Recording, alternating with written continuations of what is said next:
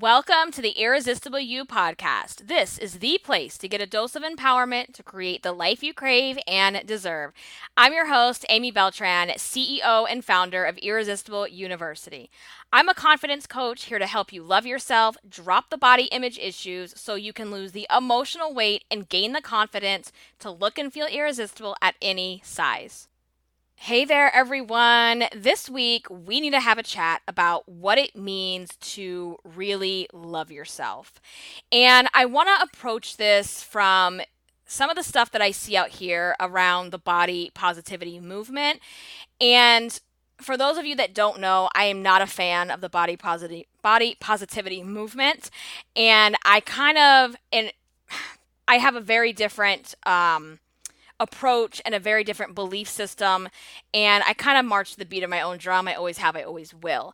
And so, as you're listening to this, I want you to hear me out. And, I'm the first to tell you, I'm not going to be for everyone. And so if you don't resonate with me and you're like, oh, this isn't my thing, then you don't have to listen. You don't have to follow the podcast. But if you listen to the stuff that I put out and you're like, yes, girl, like I get it. I'm with you. That's me. Like I totally understand.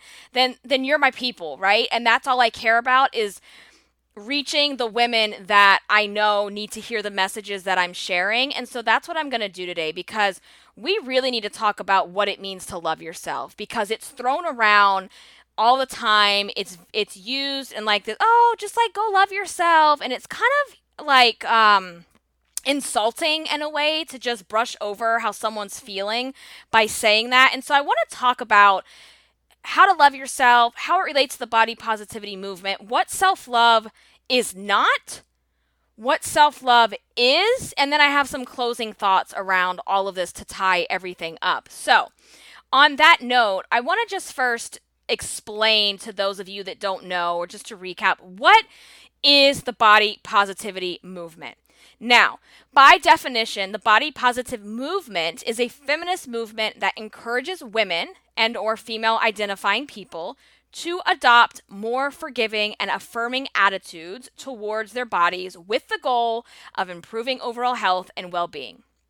Amazing, awesome, right? I think that's a great thing. But just like anything else, there are the extremists who are polluting the message. And quite frankly, there's people out here that are sharing dangerous rhetoric across the internet, across social media, and the body positivity movement, quite frankly, has gotten out of control. And I'm done with it. I've had enough. And what started out as something to help, especially larger bodied women feel inclusive has turned into this hypocritical community of bullies. It's become a community of bullies. And I say this as it relates to the extremists out here in the movement. Now, I don't want this episode to solely be about the body positivity movement, but it's important for me to bring this up to talk about self-love and the things that are going on and what I feel needs to be said. And when we talk about self-love and body positivity, I do think body positivity started out as, a good thing. It was great that we're now able to celebrate all bodies, different sizes, having diversity and all that good stuff. That is great, and that should not stop. And that's also part of my belief system as well of, what it means to look and feel irresistible at any size on your journey. However, let's talk about loving yourself. To love yourself, when I said earlier how it's just used simplistically sometimes to where it's insulting to just be like, oh, just love yourself. It's okay. All right, come on. To love yourself is to give yourself compassion, is to be forgiving of yourself. And it also means to love yourself just as you would love a child or anyone else, is to know that you have to take care of yourself. And the body positivity movement glorifies that it's okay to be 250, 300, 400 plus pounds. And they state that size is not an indicator of health. And to that, I call bullshit. Okay? Because to and I'm going to get into denial and obesity. I'm going to say this right now. Denial and obesity are BFFs. And I want you to remember that because I'm going to say it multiple times and I'm going to talk more on that as we get through the episode. And I think the body positivity movement has moved in that direction where it's creating a lot of denial, especially with the health at every size nonsense that's going on. Because health is, there's science behind weight. And there's science behind the fact that the human body can only be but so large before you're going to have problems, right?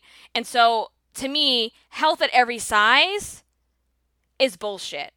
Like there's a difference between loving and appreciating ourselves at any size on our journey, but we got to get real about health. And the health at every size movement that's going on kind of in line with the body positive movement, it's ignorant and it's dangerous for so many reasons, right?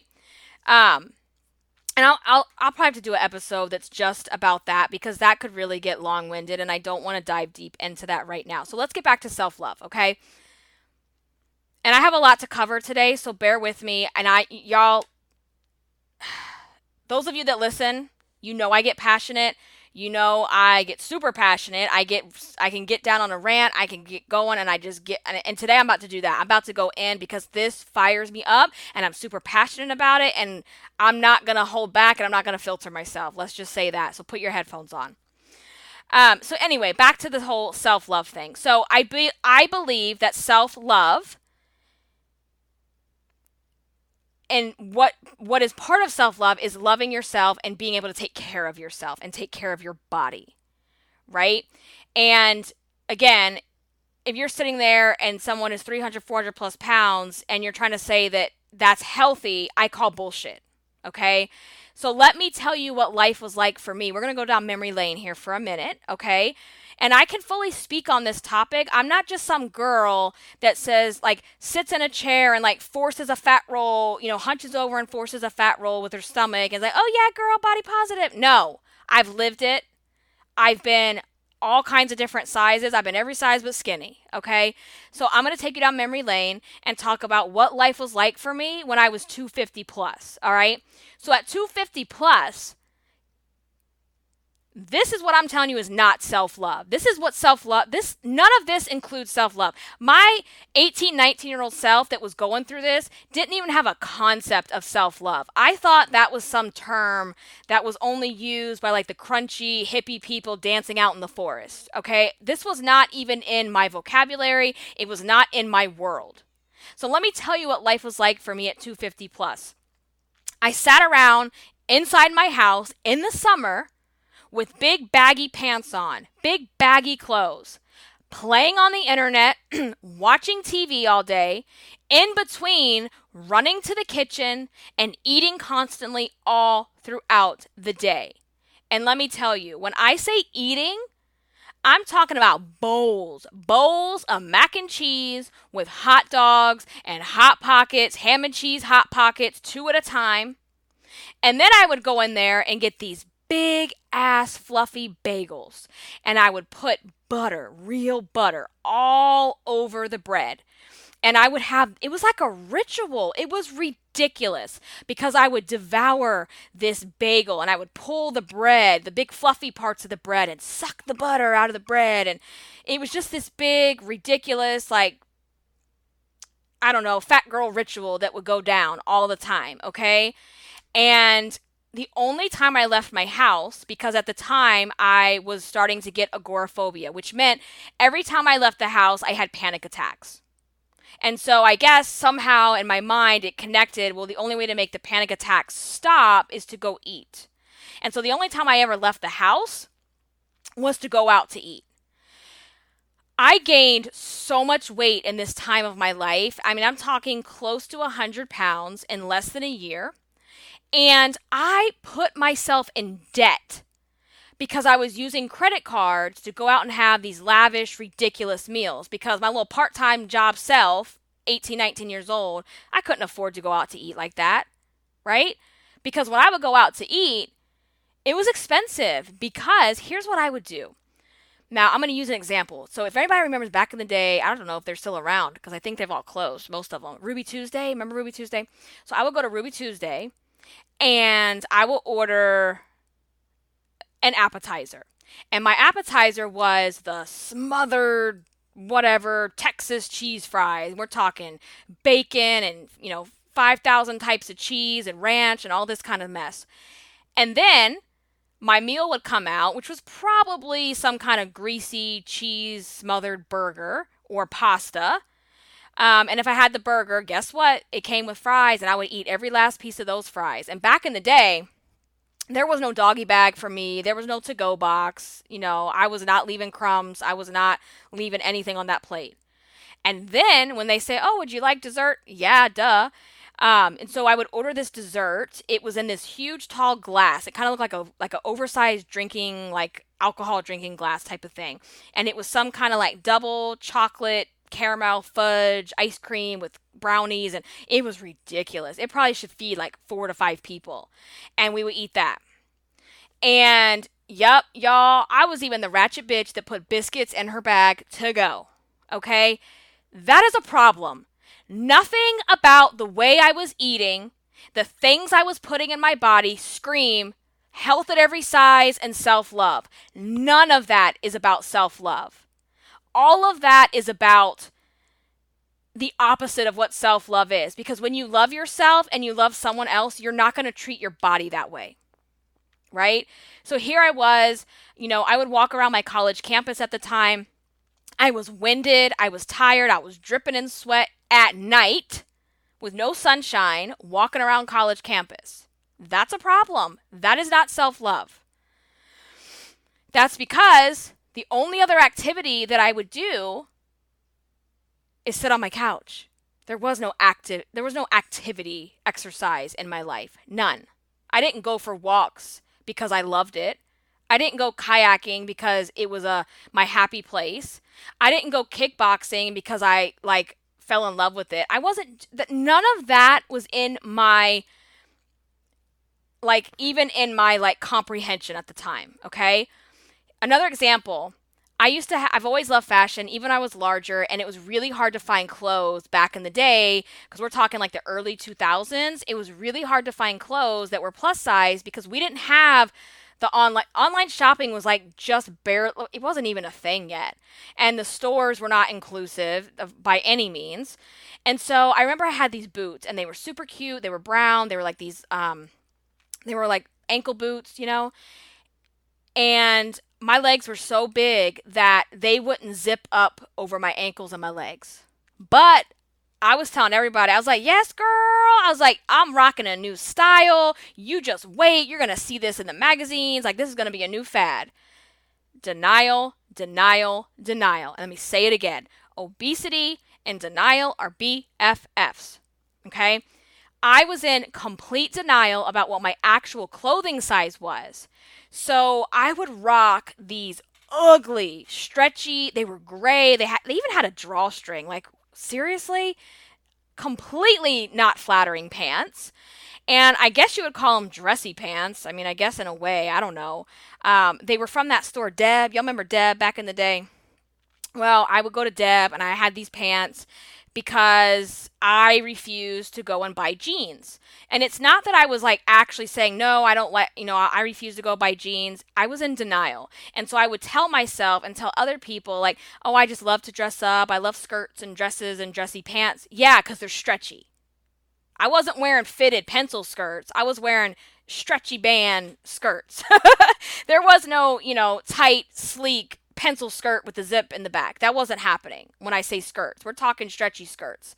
And so I was wearing the stretchy stuff because I did not want to face the size those jeans were going to be. And plus, I also knew to get the jeans that were going to fit me, I was going to have to shop in the plus section. And I had never in my life had to shop plus size. Even though I was never skinny,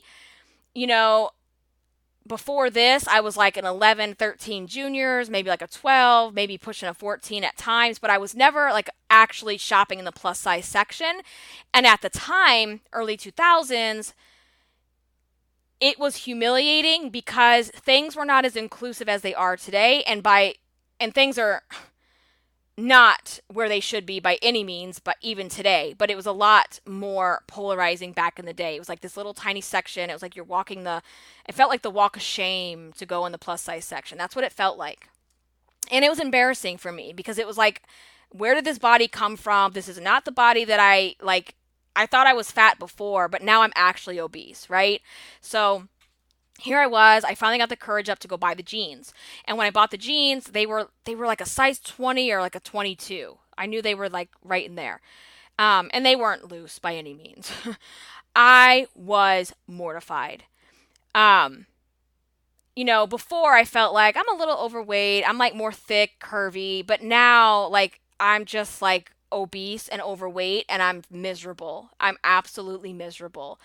And there was nothing comfortable about living my life in the body that I was living in back then. I hated taking pictures, and thank goodness, smartphones weren't a thing back then. It was not smartphone city yet. When we would go out to the club, everybody had a disposable camera. The picture qualities were horrible, and it was like a special occasion that you would even bring a disposable camera. I mean, really. Digital cameras weren't even a thing yet. I think oh my gosh, I had this camera that had floppy disks, and that was like a big deal. You put the floppy disk in, and you would take pictures and then upload them on your computer. And I bet if I went back and looked at those, the quality of it is like pure trash. So anyway, side note. So, you know, I hated going out. I hated the body I was in.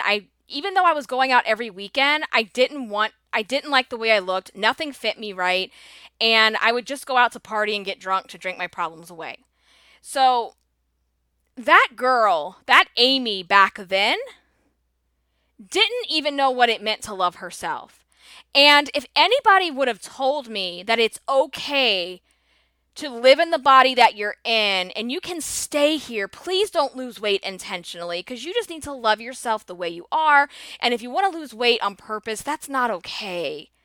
That would have been a really dangerous thing to say, because my health, not only did I not like the way I looked, but my health was actually suffering. My physical health, as well as my mental and emotional health, which I would argue was even more in danger at the time. Okay. I also didn't have a period for almost a year, and I refused to go to the gynecologist because, number one, I had never been before because I was still technically a teenager, and I had been putting it off because I was already mortified to go because it's not a pleasant experience, especially your first time and you don't know what to expect. But let alone living in this bigger body, I didn't want any strangers to see me naked. And to go to a gynecologist means they're going to see your body, they're going to see your stomach, they're going to see you naked. And you got to get on the scale and you got to face the music. And because they're doctors, they're going to tell you that all your problems are, related to your weight. They're going to call you out. And so when I finally made the decision and I went in, they pretty much told me that it was my rapid weight gain that caused my periods to stop at 19 years old, right? So at the doctor's appointment that day, they actually referred me to a nutritionist. They had an in-house nutritionist so I could start to lose weight. But nowhere in that early journey in those days when I was young with that nutritionist did anything ever address my mental health, my emotional state. Nothing addressed why I was doing what I was doing. Nothing addressed the emotional weight I was carrying, which probably weighed more than the, close to 100 pounds I had gained. And nobody was addressing that, not even a nutritionist, because the outside world can't see that. And to the outside world, it didn't matter. All that mattered was I'm this fat, obese girl, and all they care about is the physical weight. So I say that to say, on one hand, I totally understand the body positivity movement, because one of the things that it does is that it empowers women to feel like they're an actual human being. Because when you're super obese, super overweight, to other people, even though you're big, you're invisible. You just feel invisible. And you don't feel like you're a human being, because to them, you're not. And I know this from experience because of the name calling, the bullying, the way I've been treated. And I know that the way I've been treated is never how what society deems the perfect woman would ever be treated. So, on that, I give kudos to the body positivity movement for empowering women in that way. But let me be very clear. Let me be really clear and really real right here for a second.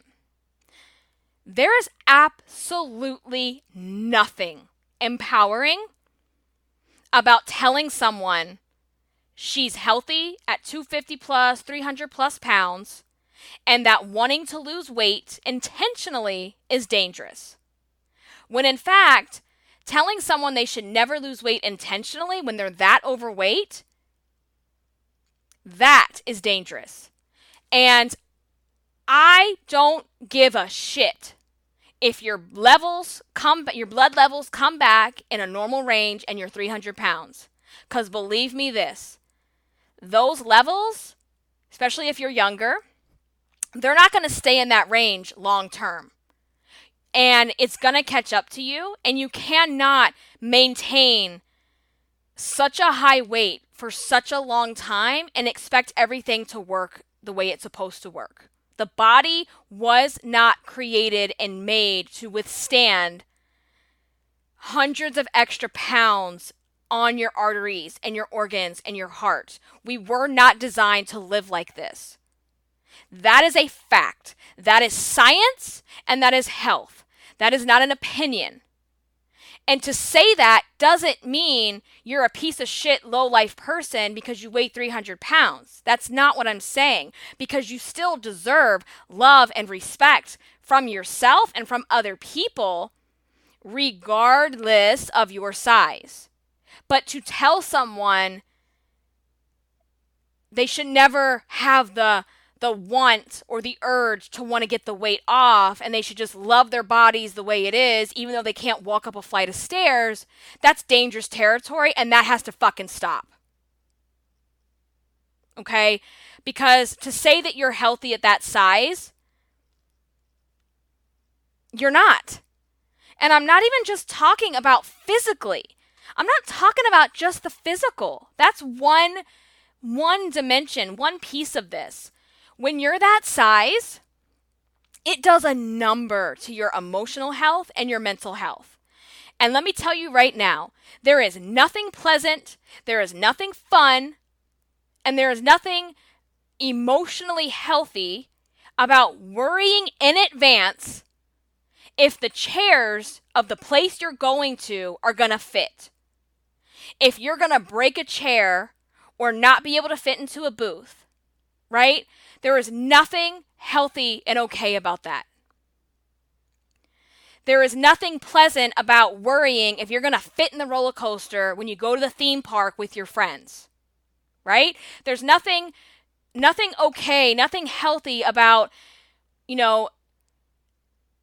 having anxiety attacks and panic attacks days in advance of a social event because you're so worried about people that haven't seen you in a year and how they're going to perceive you and then what they're going to say about you behind your back. Right? And so, also, when you can't physically do fun things and activities, this is again, I'm going to say it again, obesity and denial are BFFs, because here's where they come into your life again. So you try to cover it up by saying, yeah, I just don't like doing that kind of stuff. I don't like roller coasters. I don't like theme parks. I don't like being active. I'm just not an outdoorsy person. Like, you make up all these bullshit excuses because you're in denial, because you don't even want to find out if your ass is going to get stuck in the chair. So you start missing out on all these things in your life because of your weight. And so then you just start becoming this person who says, I don't want to do that stuff anyway. And you start to bitch and complain how everybody in the world should just make bigger chairs. They should, make bigger roller coasters, and the airplanes need to have bigger seats. And let me tell you, that's a cop-out. Okay? I can remember one time getting on an airplane, and the seat belt Look, I was actually about to cry because I was like, this is not happening. This is not happening. I got in the seat, put on the seatbelt, and I wasn't sure if it was going to buckle. And it barely buckled, and there was absolutely no excess belt. You know how you pull the strap and there's excess? There was no excess, right? So there I was like right on that edge of like, oh my God, I'm about to like not fit in an airplane seat, right? That's humiliating. It's absolutely humiliating. A month ago, I flew to Canada for a conference, and when I sat down, I was like, oh man, this plane must have bigger seats. No, it didn't have bigger seats. It's just that my ass got smaller. And I put the seatbelt on. Girl, oh my God, I had so much excess belt. And I was proud as hell. I even took a picture of it. I'm going to put it on my blog so I can show you. No, but really, I got in the seat. I pulled the belt. I was like, dang, I had so much excess belt for me. And I was able to cross my legs in the seat. I was comfortable. And that's not just a vanity thing. You know, okay, so for a split second, you're like, oh, yeah, girl, look at me. I fit in the seat. You know, that's a big deal when you've been in the other position where, like, you were, like, embarrassed that when they came around to do seatbelt check, you may not be able to buckle your seatbelt, right? So for a split second, you're like, oh, yeah, look at me. But it goes deeper than that. Because how humiliating is it to get on an airplane and your ass is bumping into everybody in their seats and everybody's looking at you like, oh Lord, I hope she's not sitting with me. You get that look, and then you get to your seat and you're worried you're not going to fit. Let me say this. Nobody should ever, ever, ever, ever, ever have to live like that. And what drives me crazy is there are people out here, so-called thought leaders, which I don't even want to call them thought leaders, but people out here in this body image space that are preaching that it is okay. And there is a difference between self-love and just giving up and accepting this is who I am, this is how I have to live my life, because you don't. Right? And so I think the body positivity movement, when it comes to the whole like preaching about self-love, I think it's enabling people to give up on their health and taking care of themselves. And I think it's enabling people to be complacent that being overweight is not attached to health at some point. And let's be real that we're not just talking about someone being able to run up a flight of stairs. It's not just physical. It's not just type 2 diabetes and heart disease and all the stuff that comes along with, you know, lifelong obesity. I'm talking about emotional health as well. Because you can say all day long, you know, you're 350 plus, you love yourself, you know, I feel good in my skin, and you might. But I also know deep down, you're not happy with where you are. There might be a few people out there that really truly believe that, but I really think it's a cop-out. I really do. Right? And that begs the question, why are there so many plus-size bloggers that I've been following from back in the day? I'm not going to mention names, but there's a lot of plus-size bloggers lately who aren't so plus-size anymore. They're still not thin. They're like thick, but they're not obese anymore. There's a reason, okay? Because sometimes, not sometimes, but let's go back to BFF with denial, obesity and denial. You don't realize how much you're suffering. You don't realize how much you're hurting and how much you're putting up with and how much learned helplessness you have until you get relief. I'll say that again. So you don't realize how much you're suffering and how much you're hurting and how much you're missing out on until you do something different, right? And so it goes back to what I always talk about with the wet blanket. Even though you're covered with a wet blanket and you're uncomfortable and you're wet and you've learned to live with it, and you've learned to live with the fact that if you just stay where you are and you don't move, the air can't hit your skin where it's wet, and so you won't be cold and uncomfortable. So you just live in this mass of uncomfortableness instead of deciding to be uncomfortable for a small blip of time in order to live the life that you know you should actually be living, right? And so obesity and denial, BFFs, it goes hand in hand.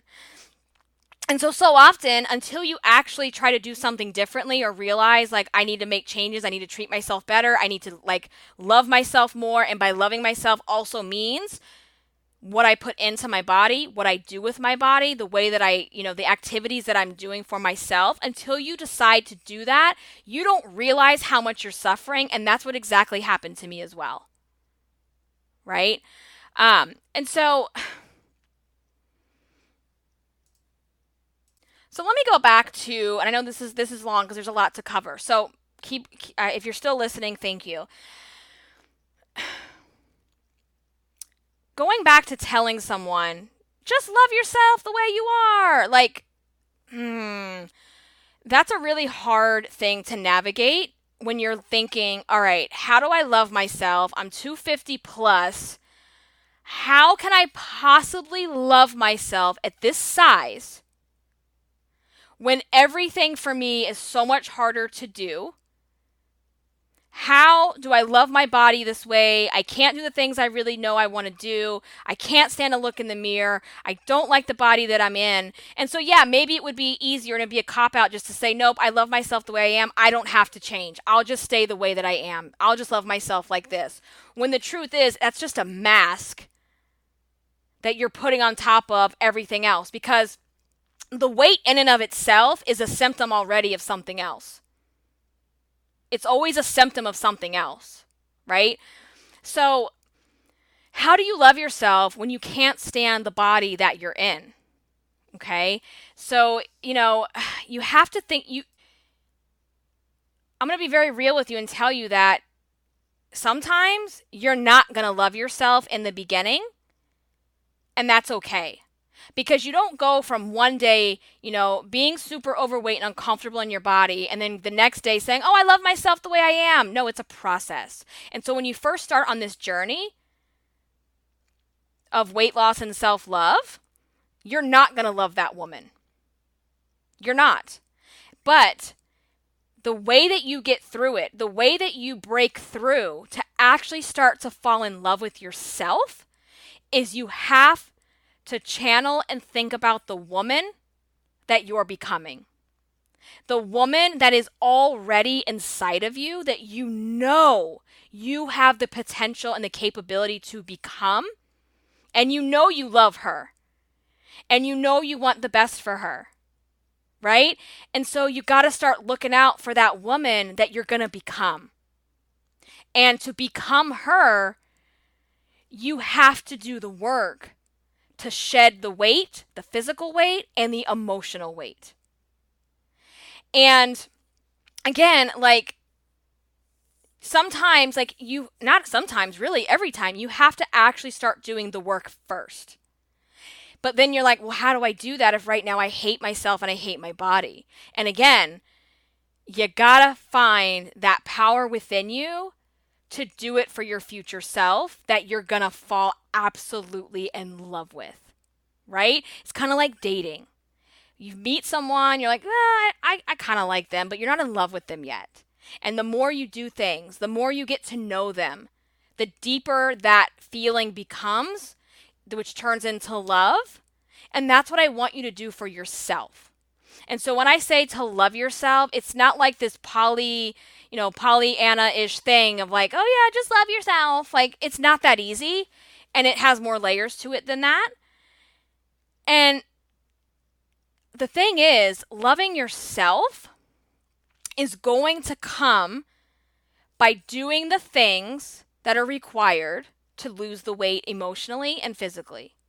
And so if you start to approach your weight loss that way, and not from a place of hating yourself, because if you're approaching, yourself from a place of self-hate, it's never going to work for you, because you're also not addressing the the emotional stuff that's going on as well, right?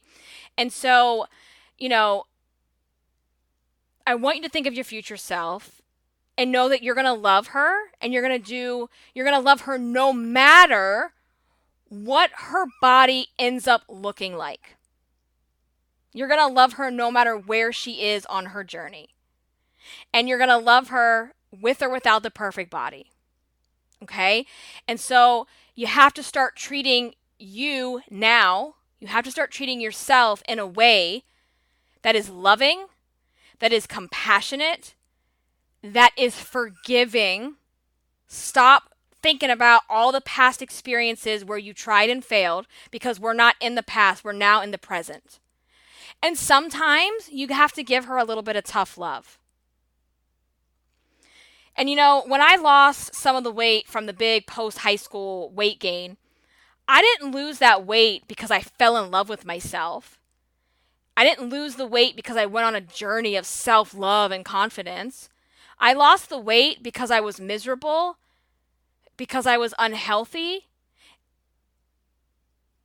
and I couldn't stand the way I looked anymore. But never in that journey did I focus on, working on my body image, working on loving myself, and working on confidence. And I know for a fact that's why I lost a portion of that weight, and then I would just continue to gain and lose for another decade because I hadn't addressed all the other real stuff. And it wasn't until I had my big aha moment standing in my kitchen one day, looking at a picture. It wasn't like a bad, overweight picture, but it's just a picture. And I realized, holy shit, I can look at any picture in my lifetime and I can tell you how much I weighed, what weight loss program I was on, what size I was, and how I felt about my current weight loss. And that was how I categorized and cataloged my entire life. And that's when I realized, that's super sad, because you can't base all of your happiness on just your weight. And it made me realize that in order to lose the weight and to be happy and to actually love myself, I have to do this journey, this weight loss journey, from a place of love. And I also have to do it from a place of this isn't temporary right now, because my old mentality was I'll just get to goal, I'll get to the end, and then I'll go back to doing what I was doing, and then I don't have to be bothered with this diet shit for the rest of my life. That's where I was getting it wrong. So I wasn't doing it from a place of the things that I do now, the things that I teach through Irresistible You, that you have to have in place. You have to have those 5 guiding principles in place, or the best diet in the world is not going to work for you long term if you don't have the confidence and the self-love and the body image stuff happening at the same time. You got to be working on that stuff too. The emotional weight. All of that is emotional weight. And so we just focus so much on what we're doing wrong and the failures and where we are. And so that leads me to the next part of this podcast. And again, this is super long, but there's a lot to be said here. I talked about what life was like for me at my 250 plus days back in the day, when I was also depressed and I had anxiety and I was, had agoraphobia and I was miserable and I didn't know who I was lost, I was confused. Nothing about that screamed self-love, right? Nothing about that was body positive. And again, if anyone in the body positive movement now would have said to me, no, just be who you are right now, it's okay, I don't know where I'd be right now, because that's really dangerous, again. And so I know what self-love looks like, and I also know what it doesn't look like. And everything that I just described earlier is what it doesn't look like. But let me tell you what self-love looks like. Because self-love is not always, you're not having this obsession with yourself. That's not what this is about, right? Think about the way you love your spouse. You don't love everything they do all the time, but it's unconditional, right? There's times where my husband gets on my damn nerves, right? There's times where just tapping or breathing sounds, it irritates the shit out of me, right? Everybody can get on your nerves at some point, including yourself. But the difference is knowing how to walk away and how to still like not let that affect your overall love for that person, including yourself. So let's talk about what self-love actually feels like, okay? So just the other day, I was having this conversation with my Weight Watchers coach, and I was kind of frustrated because for June, the month of June, I didn't lose the weight that I wanted to lose. And so my coach says to me, well, yeah, but how much have you gained? And I'm like, I haven't gained anything this month. I've maintained. And we're like, okay, well, yeah. So, like, that's something to celebrate, right? Because so often all we're worried about is losing, losing, losing, losing. But even if you get to your goal, you gotta be in maintenance, not for 2 months, not for 6 months, the rest of your life. And I've told y'all before, this is the slowest I have ever lost my weight in my entire life. My daughter's going to be 3 this fall. Oh my gosh. And I'm now just about 10 pounds shy of where I was before I got pregnant, and I gained 70 pounds. So do the math. I've lost about 60 pounds since giving birth. But we're not talking just June. I haven't gained any of that weight back. And this process, none of this has been painful this time around. Here's an example. This is self-love. My family and we went to Brewster's Ice Cream a couple nights ago, and I got me a hot fudge caramel sundae with whipped cream all to myself. And we all got in the truck and we watched a movie in the car, and it was awesome. We were eating our ice cream. Even Chewy, my chihuahua, he had his little doggy ice cream that they give. And the next day I had a weigh-in and I was down a pound. Okay?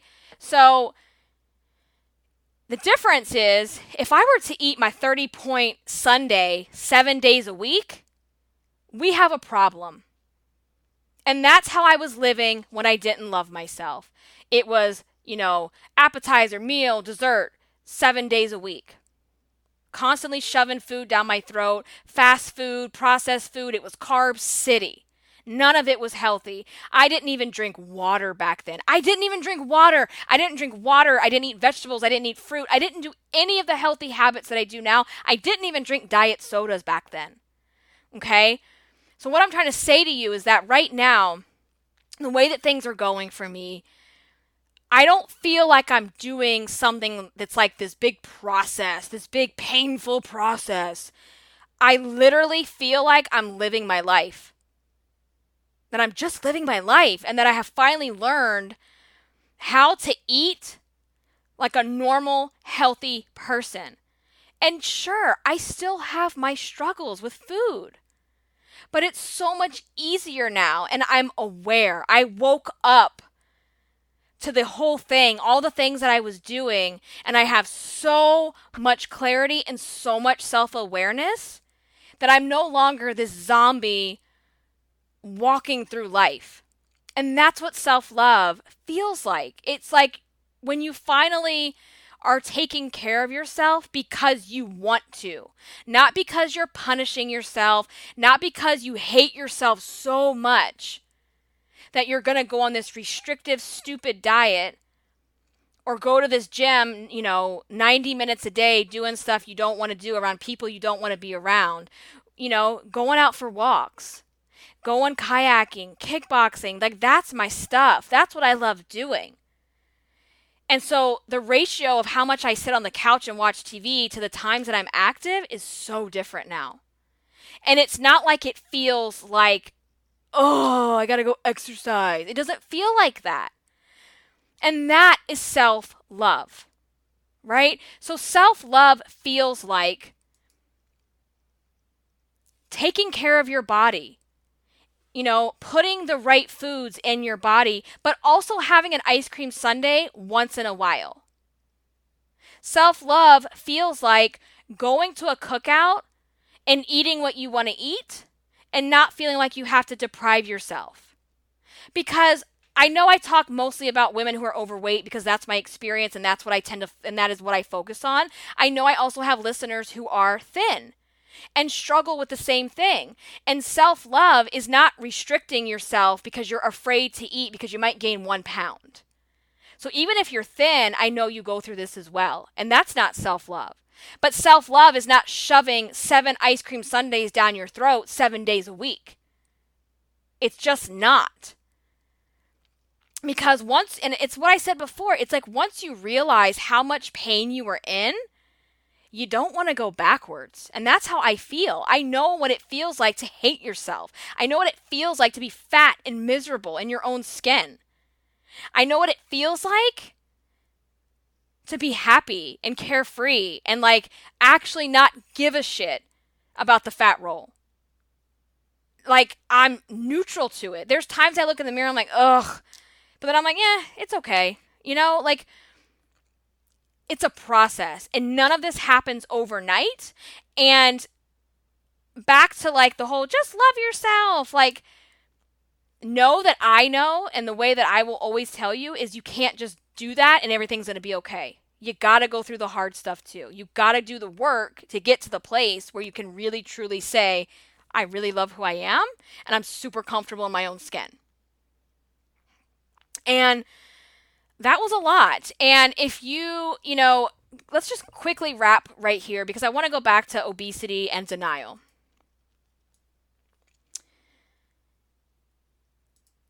If you are obese and you are miserable and you are missing out on things and you're sitting here listening to what I'm saying and a lot of it hit a nerve with you and you realize that you're wasting time and you're wasting your life away and you're telling yourself that you don't like this and you don't like that. I'm not really into fashion and I don't really want to do this and I'm not active. I'm not an outdoors person. If you realize you're doing that because you're covering up the fact that you don't want to face the music, we need to have a chat, right?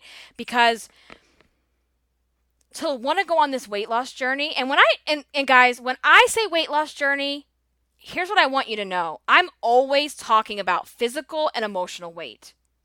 That's what I'm talking about because we can do this weight loss journey at 120 pounds because we're doing emotional weight. So when I say going on this weight loss journey, we're talking about both sides, okay?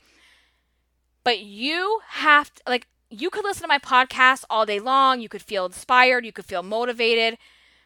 And you could still be in denial.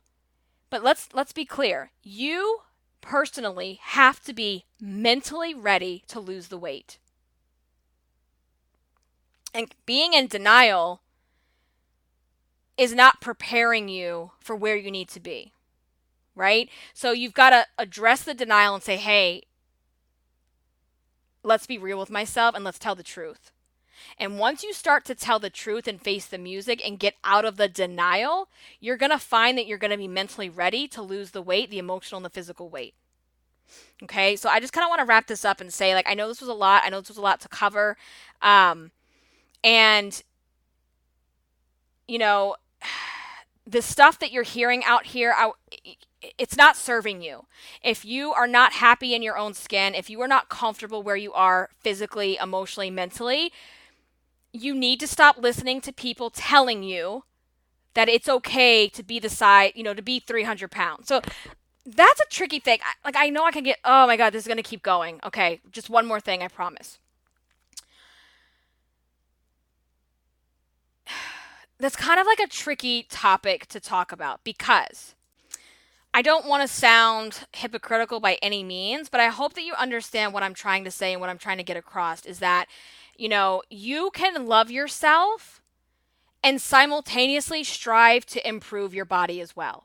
You can love your body and you can also strive for improving it. And I would also say that wanting to improve your body is a part of self-love. Where it becomes like blurred and to me it's no longer self-love is when you are doing it from a place of hating yourself and you're trying to lose weight and change your body because you think you have to fit a specific size and a specific number, right? And that shouldn't be your end goal. Okay, so just to wrap up, because I'm gonna have to split this into some other episodes, the other things I want to say because it's just too much right now. Let's just wrap up and say this. I don't care about the body positivity movement. I march to the beat of my own drum, and my drum is the movement hashtag irresistible you. And if you're down, if you want to ride with me, that's the hashtag that I want you to use. I want you to put it on social media. I want you to share your posts. I want you to share your pictures, what you're doing, what you're working on, your selfies, your gorgeous face. That's our movement. And the Irresistible You movement is about this. You can be irresistible at any weight, size, or age. You can love your body, but also simultaneously strive to improve it. We are all a work in progress. We're all on a journey. Body positivity is a journey. Body image is a journey. Stop waiting for the weight. Regardless of where you are right now, even if you're 200 pounds overweight, I want you to realize that life is happening now, and to stop putting everything on hold until you lose all of the weight, because you're going to miss out. And in order to create an irresistible life, you've got to balance and work on your mind, body, and soul. And when we talk about weight again, we're talking physical and we're talking emotional weight. So I hope this resonates with you. I hope that this everything that I talked about today makes sense. And if you have questions, if you want to get started on your journey, I want you to message me. I want you to hit me up. Go and get my free training. All of that is linked up in the show notes, because if you're ready to go on this journey, if you're ready to lose the weight, the emotional weight, I'm here to help you. And I know that I can help you. And so I want to hear from you. I want to know what you're feeling, what you're thinking. And if this episode resonated with you, I would love if you could go over to iTunes. Please leave a rating and review. I would be so grateful to you. Get out on social media, post your hashtag irresistible you. Let's make this a movement. And until the next one, stay irresistible.